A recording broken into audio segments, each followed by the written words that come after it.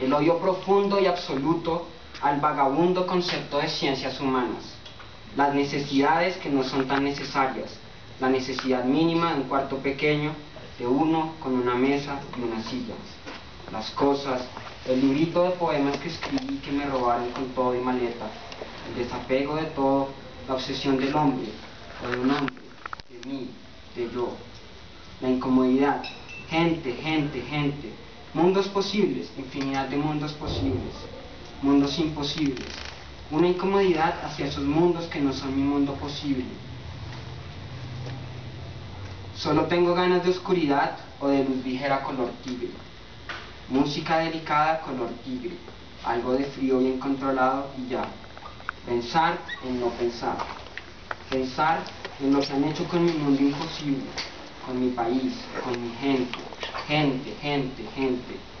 Busquen su cuarto oscuro con su luz ligera color tigre, entiendan que no hay explicación más acertada que la de no explicar. El mundo se entiende sin entenderse, dejándose convencer por él mismo mundo. ¿Y qué es el mundo? Pues eso que se entiende sin entenderse. Benditos todos aquellos que entendieron lo místico, benditos todos aquellos que sonríen cuando ven el remendado casero de mis gafas, o sea, ante ojos color café. Este se editó este año, me pareció interesante traerlo, pues para relajarnos un poco. Estos temas son, lo decía Mocus durante la campaña presidencial, son temas que dividen a los hermanos, separan a las familias, se acaban a las amistades. Pareció interesante traerlo, ¿no? Pues el mundo se entiende sin entenderse. Un poco me pareció interesante la reflexión que hace. Me presento, mi nombre es Andrés Cuervo, yo soy licenciado en lengua castellana, inglés y francés, y escogí mi ponencia de título pretencioso hacia un debate inteligente del aborto. Y pues comienzo diciendo que no basta con ser lógicos y racionales. No es suficiente con la lógica y la razón porque ambas son falibles.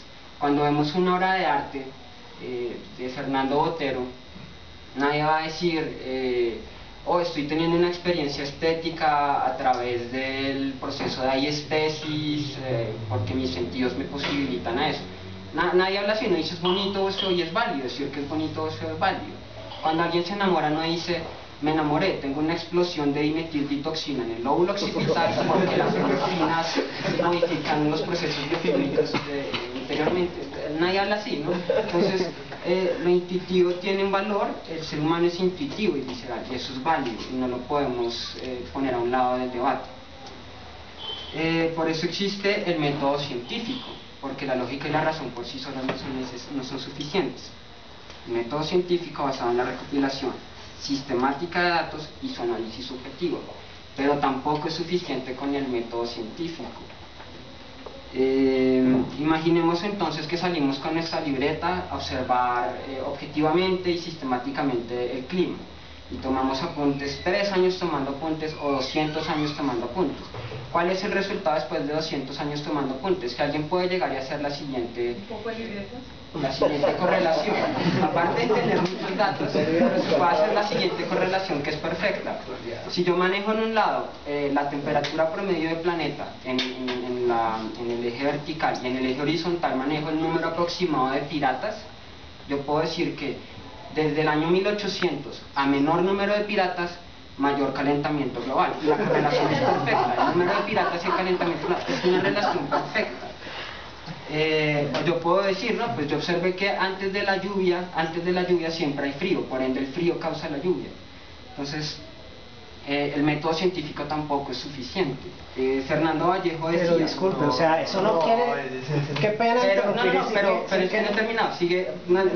Termino, esto es un monólogo asimétrico cuando termine dando el espacio a las palabras. Pues es que el método científico no funciona así. De hecho, perdónenme que me interrumpa. Los métodos que se usan en la ciencia tratan de identificar esos fenómenos donde puede haber una correlación y tratan de abstraerlo. Y yo hablo de la epistemología, estoy llevándolo al extremo, sí, disculpa, pero estoy llevando al extremo. Para, al final pues me dan todas las proyecciones. Sí. Fernando Vallejo escribía, nos hemos dedicado a medir y no a comprender, y tiene razón. Por eso, porque el método científico no funciona así como lo acabo de plantear, por eso existen las comunidades científicas. quienes reconocen el actual consenso científico. Por eso es que cualquiera no puede salir a hacer método científico, lo que plantea es una caricatura del método científico. Pero de nuevo, no es suficiente con la lógica, la razón, el método científico, ni aún con las comunidades científicas. En el 2009, la Organización Europea para la Investigación, el CERN, que son los que descubrieron el bosón de Higgs, dijeron hace 3 años, dijeron que los neutrinos iban más rápido que la velocidad de la luz. Y por unas semanas, Einstein, la teoría de la relatividad de Einstein estuvo a punto de ser refutada. Pues al final resultó que, como más de un loco que anda suelto por la calle, tenían unos cables sueltos de unos GPS y unas máquinas. Entonces, la comunidad científica también, inclusive la comunidad científica con 1000 científicos que hay en el CERN, y todo el financiamiento que tienen y toda la tecnología de punta que tienen, se equivocaron. Entonces las comunidades científicas también son falibles. Por eso existe la epistemología, ¿sí? Entonces, abro comillas. La epistemología nació por un descubrimiento curioso. Los científicos se dieron cuenta de que el hecho de hacer ciencia podía no conducir a la ciencia, sino todo lo contrario, a estar por fuera de ella. Eso lo dice Marta Zuluaga, ella es una investigadora de Antioquia. Entonces lo que yo digo es la lógica, la razón, el método científico y las comunidades científicas no son suficientes. ¿Para qué? Para la certeza. Y hay una frase que me encanta de Darío Antiseri que dice: no hay certeza en la ciencia, la pérdida de la certeza es el presupuesto del progreso. Cuando uno tiene dudas y uno acepta que uno no tiene la verdad acabada al final, en ese momento donde hay dudas es donde hay ciencia. Sin duda no hay ciencia, con certeza se acaba la ciencia. La verdad no existe, la verdad es cambiante, hay verdades y hay una barrera en la comprensión humana. El ser humano nunca podrá llegar a conocerlo todo, y esos son debates filosóficos. No podrá llegar a conocerlo todo, posiblemente por su desarrollo cognitivo, es posible, pero no podrá llegar a saberlo todo por la inmensidad del conocimiento. Hay tanto conocimiento que es imposible que el ser humano lo sepa todo. Es por eso que la idea de Dios es poco probable y el indeterminismo lógico es la mejor postura posible. Hay un blog de cuyo nombre no quiero acordarme que decía que el agnosticismo es una postura políticamente correcta. El agnosticismo es una postura epistémica, no políticamente correcta. Entonces, en 1933, Adolfo Hitler llegó al poder en Alemania, en una de las naciones más desarrolladas del mundo. Alemania poseía un refinamiento intelectual difícilmente comparable con país alguno. La literatura, Kafka y toda la literatura que salía, los filósofos del siglo XIX y principios del siglo XX, Wittgenstein, Marx, Freud era austriaco pero el pangermanismo, etc. O sea, en la filosofía, en la química, en la física, en la música, en la arquitectura. El desarrollo intelectual de Alemania en finales del siglo XIX y principios del siglo XX era incomparable, pero ese no vino acompañado de un refinamiento moral. O sea, el refinamiento intelectual no equivale a un refinamiento moral, y eso me lleva a mí a decir que el ser humano no puede ser reducido al intelectual, no podemos ser reducidos a medida su categorizaciones. Cualquier categoría es sobrepasada por la complejidad del ser humano. Ni la moral ni el derecho en su totalidad son objetivos lógicos y racionales. Por ende, ser un hombre de ciencia no hace a nadie moralmente superior. O sea, el hecho de que acá todos abracemos a la ciencia no significa que seamos moralmente superior a otra persona, solo por ese hecho.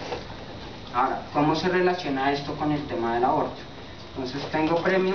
El primero que levante la mano, soy profesor, el primero que levante la mano, primero que levante la mano y me diga cuál es el nombre de la persona que demandó al procurador por todas las afirmaciones que había hecho en contra del misoprostol. Es que dice el primero, ¿no? Pero ella no levantó la mano. Tienen que levantar la mano. Sociedad patriarcal. Bueno, el primero que levante la mano y me diga quién fue el magistrado. El hogar. incluyente, y me perdonarán las feministas, pero yo lo digo como licenciado en idiomas, o sea, como lector de Rufino, José Cuervo, Chomsky, Jacobson, Humberto Eco. El lenguaje incluyente es una cosa...